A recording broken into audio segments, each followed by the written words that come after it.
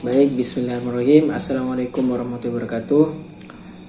Perkenalkan, nama saya Mufirdaus dengan nomor induk mahasiswa 201.101.01004.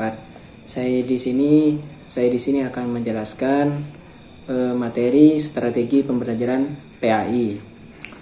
Sebelum saya menjelaskan materinya, saya di sini akan mengenalkan anggota-anggota kelompok 2. Ini yang pertama, saya sendiri Mufirdaus. Yang kedua, Anissa Firdatus Sa'diyah. Yang ketiga, Fariha Nafidatul Husna. Yang keempat, Firda Nafidatul Rahmah. Yang kelima, Putri Aliyah. Baik, selanjutnya saya akan menjelaskan pengertian strategi pembelajaran. Secara bahasa, strategi berasal dari kata strategis yang berarti menurut siasat atau rencana, dan strategi yang berarti ilmu siasat. Menurut istilah, strategi adalah rencana yang cermat mengenal kegiatan untuk mencapai sasaran khusus. Jadi, strategi pembelajaran dapat diartikan sebagai perencanaan yang berisi tentang rangkaian kegiatan yang didesain untuk mencapai tujuan pendidikan tertentu. Sedangkan kata pembelajaran merupakan perpaduan dari dua aktivitas, pembelajaran dan mengajar. Jadi dapat disimpulkan bahwa strategi pembelajaran yaitu suatu perencanaan yang berisi rangkaian kegiatan pembelajaran yang dilaksanakan oleh guru dan peserta didik dalam upaya mencapai tujuan tertentu. Nah, selanjutnya jenis-jenis strategi pembelajaran.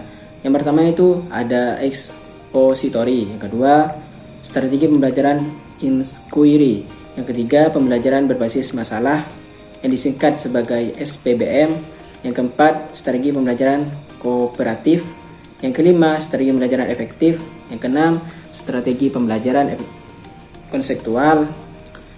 Nah, selanjutnya expository. Istilah expository berasal dari konsep eksposisi yang memberikan penjelasan dalam konteks pembelajaran. Mohon maaf, itu barusan ada kendala, teman saya batuk. Jadi lanjut, gagasan-gagasan dan informasi yang penting lain kepada para peserta didik. Nah, lanjut. Strategi pembelajaran inquiry adalah rangkaian kegiatan pembelajaran yang menekankan pada proses berpikir secara kritis dan analitis untuk mencari dan menemukan sendiri jawaban dari suatu masalah yang dipertanyakan. Strategi pembelajaran inquiry. Strategi pembelajaran di sini ada dua. Pembelajaran berbasis masalah SPBM. Strategi pembelajaran berbasis masalah dapat diartikan sebagai rangkaian aktivitas pembelajaran yang difokuskan kepada proses penyelesaian masalah problema secara ilmiah. Strategi pembelajaran kooperatif. Menurut Ray, Hans, dan Bates pada tanggal 1997, strategi pembelajaran kooperatif adalah strategi di mana para peserta didik bekerja dalam kelompok-kelompok atau tim-tim untuk mempelajari konsep atau materi. Nah, next. Lanjut. Di sini ada 3 strategi pembelajaran efektif.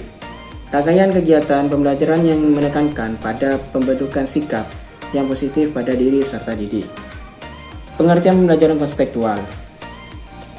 Strategi ini membantu peserta didik untuk mengaitkan materi pembelajaran dan kehidupan nyata dan diambilnya dalam kehidupan sehari-hari. Dan yang ketiga, yang selanjutnya ini strategi pembelajaran aktif. Kegiatan kolaboratif yang bisa digunakan untuk menghadirkan konsep, karakteristik, klarifikasi fakta tentang objek dan review informasi. Nah, lanjut. Pertimbangan menentukan strategi. Menurut Wina Sanjaya, ada beberapa hal yang harus dipertimbangkan. Yang pertama itu pertimbangan yang berhubungan dengan tujuan yang ingin dicapai. Yang kedua, pertimbangan yang berhubungan dengan bahan yang materi pelajaran. Dan yang terakhir, pertimbangan dari sudut siswa. Nah, lanjut. menentukan strategi sesuai dengan tujuan pembelajaran. Aspek yang penting harus diperhatikan dalam menyusun bahan pelajaran menurut Ibrahim dan Saudi mengatakan bahwa bahan pelajaran hendaknya yaitu ada 4, yaitu sesuai dengan menunjang tercapainya tujuan pembelajaran. Yang kedua, sesuai dengan tingkat perkembangan dan para siswa pada umumnya. Ketiga, terorganisasi secara sistematik dan berkesinambungan. Dan yang terakhir, mencakup hal-hal yang bersifat faktual maupun konseptual. Baik, terima kasih. Mungkin itu saja yang bisa saya sampaikan, yang bisa saya jelaskan. Semoga apa yang saya jelaskan tadi bermanfaat bagi kita semua. Akhirul kalam, ihdinas siratal mustaqim, wa huwal muwaffiq ila aqwamit thoriq. Assalamualaikum warahmatullahi wabarakatuh.